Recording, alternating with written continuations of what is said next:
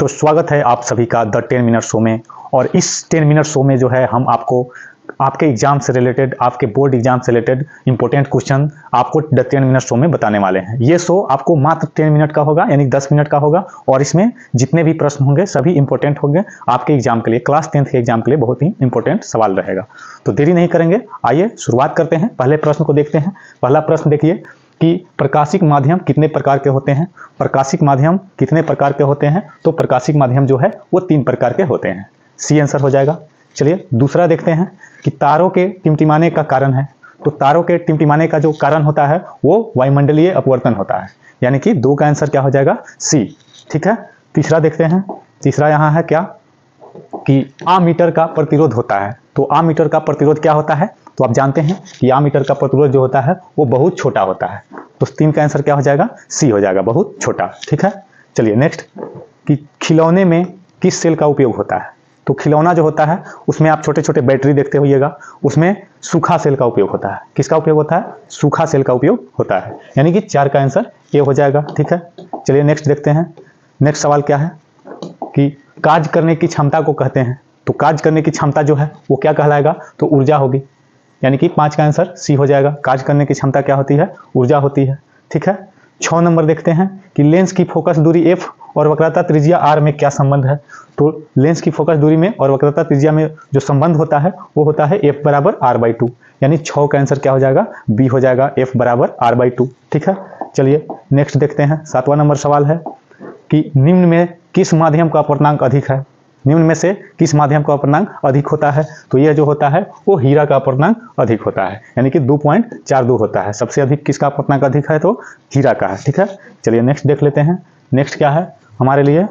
तो देखिए यहाँ आते हैं 8वां नंबर सवाल से। 8वां नंबर सवाल क्या है? देखिए यहाँ कि सामान्य दृष्टि के लिए सुस्पष्ट की दृष्टि की अल्पतम दूरी है, यानी समान दृष्टि के लिए अल्पतम दूरी यानी कि न्यूनतम दूरी पूछ रहा है। तो क्या हो जाएगा? तो 25 सेमी हो जाएगा, यानी कि 8 का आंसर क्या हो जाएगा? बी हो जाएगा, 25 सेमी। इंपॉर्टेंट सवाल है आपके एग्जाम के लिए, बहुत ही इंपॉर्टेंट सवाल है। तो इस वीडियो को जरूर देखें और अपने दोस्तों में भी शेयर करें ताकि उनको भी इसका फायदा मिल सके। तो चलिए 9 नंबर को देखते हैं।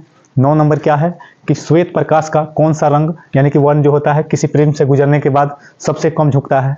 तो कौन सा रंग है जो किसी प्रिज्म से गुजरने के बाद सबसे कम झुकता है? तो वो हमारा क्या है? लाल है, वो सबसे कम झुकता है। ठीक है। चलिए 9 नंबर देखते हैं। 9 नंबर के बाद हो गया, 9 नंबर हो गया है। चलिए 10 नंबर देख लेते हैं। 10 नंबर क्या है? ये सभी इंपॉर्टेंट है, इसलिए इस वीडियो को जरूर देखें, पूरा देखें। द 10 मिनट शो में आपको केवल और केवल 10 मिनट ही मिलेंगे और इसमें बहुत ही इंपॉर्टेंट सवाल आपको मिलेंगे। ठीक है। तो चलिए 10वां नंबर क्या है कि निकट दृष्टि को किस लेंस के उपयोग द्वारा संशोधित किया जा सकता है। तो निकट दृष्टि दोष आप जानते ही हैं कि अवतल लेंस के द्वारा दूर किया जाता है। निकट दृष्टि दोष को जो है वो अवतल लेंस के द्वारा दूर किया जाता है। ठीक है। नेक्स्ट क्वेश्चन देख लेते हैं। नेक्स्ट क्या है कि वैद्युत प्रतिरोधकता का निर्भर करता है। तो वैद्युत प्रतिरोधकता जो है वो निर्भर करता है चालक की लंबाई पर भी, चालक की अनुप्रस्थ पर भी और चालक के पदार्थ की प्रकृति पर भी, यानी कि इसका आंसर हो जाएगा डी। इनमें से सभी हो जाएगा। ठीक है। चलिए नेक्स्ट क्वेश्चन को देख लेते हैं।